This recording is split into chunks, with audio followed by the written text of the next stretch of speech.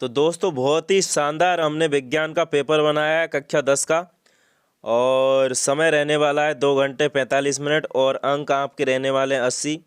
तो देखिए कितना अच्छा मैंने पेपर इसको बनाया है। तो सबसे पहले हमारा प्रश्न नंबर 1 है और 1 के 12 सवाल हमें देखने को मिलेंगे। तो पहला ही प्रश्न आ जाता है, पत्तियों का मुरझाना किस पादप हार्मोन के कारण संभव है। ऑप्शन ए है एब्सिसिक अम्ल, साइटोकाइनिन, जिब्रेलिन, ऑक्सिन। तो इसका आंसर है एब्सिसिक अम्ल। निम्न में से कौन सा मादा जनन हार्मोन है। तो मादा जनन हार्मोन होता है एस्ट्रोजन। हमारे शरीर में भोज्य पदार्थों का परिवहन कौन करता है। तो रक्त करता है। निम्न में से कौन सा संबंध गलत है। तो गलत संबंध है दे वाला, क्योंकि यहाँ पर ये जो दे वाला पार्ट है ये किसमें, जो लेंस होता है उसमें प्रतिबिंब दूरी ऋणात्मक नहीं होती है, धनात्मक होती है। इसके बाद में 5वां है, निम्न में से कौन सा एक संवहनी ऊतक है। तो संवहनी ऊतक होता है फ्लोएम।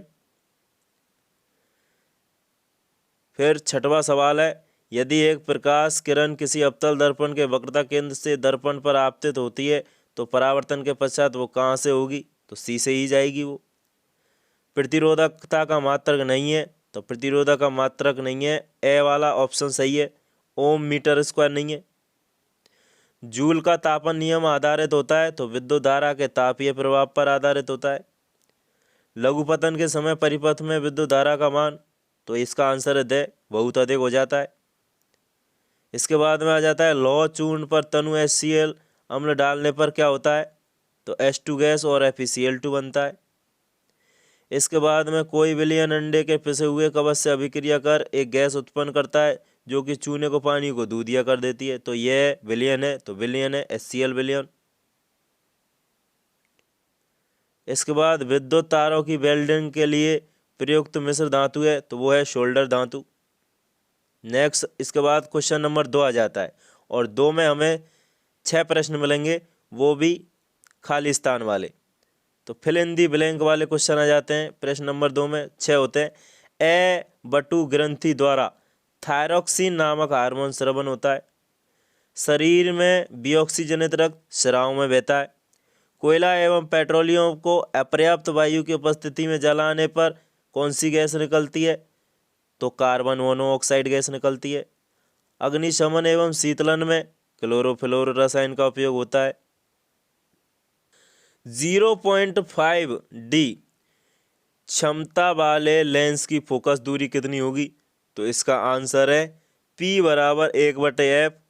तो आंसर आ जाएगा 2 सेंटीमीटर। एक विद्युत बल्ब के तंतु में से 20 मिनट में 2 एम्पियर विद्युत धारा प्रवाहित होती है। तो आवेश का मान, तो आवेश का परिणाम होगा 2400 कूलम, क्योंकि Q बराबर होता है IT।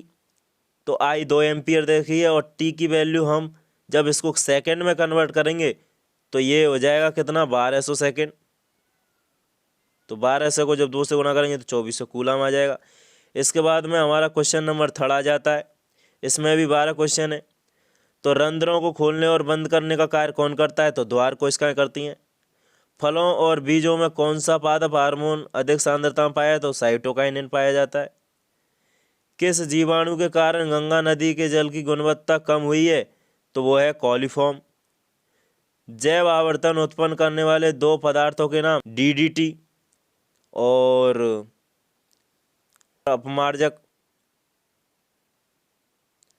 बिश्नोई के लोग किस वृक्ष के संरक्षण हेतु प्रसिद्ध हैं। तो बिश्नोई के लोग खेजड़ी वृक्ष के लिए प्रसिद्ध है।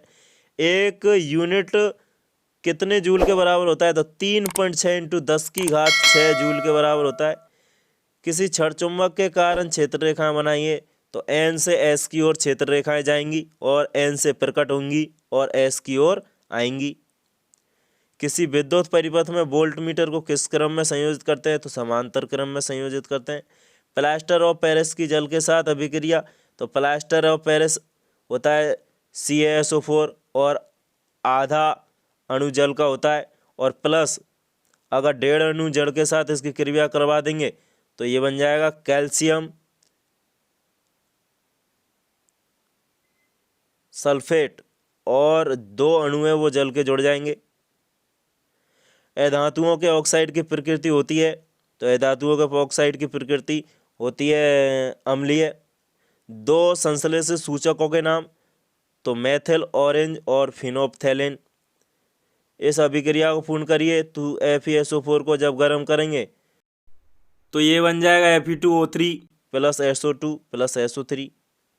इसके बाद में अमीबा में पोषण की विधि, उपार्जित एवं वंशागत लक्षण में अंतर, मेंडल के एकल संकर संकरण और द्विसंकर संकरण पदार्थ और जीन की परिभाषा, जैव अनिम्नीकरणीय पदार्थ क्या होते हैं, प्रकाश के परावर्तन को समझाइए, 4 ओम 8 ओम 12 ओम के 3 प्रतिरोध को किस क्रम में संयोजित करें कि प्रतिरोध अधिकतम प्राप्त हो तथा तुल्य प्रतिरोध ज्ञात करें, विद्युत विभव तथा विभवांतर में अंतर स्पष्ट करें, थर्मेट अभिक्रिया को समझाइए, प्रकाश वियोजन अभिक्रिया को समझाइए, निम्न को परिभाषित करें, अयस्क और वर्जन।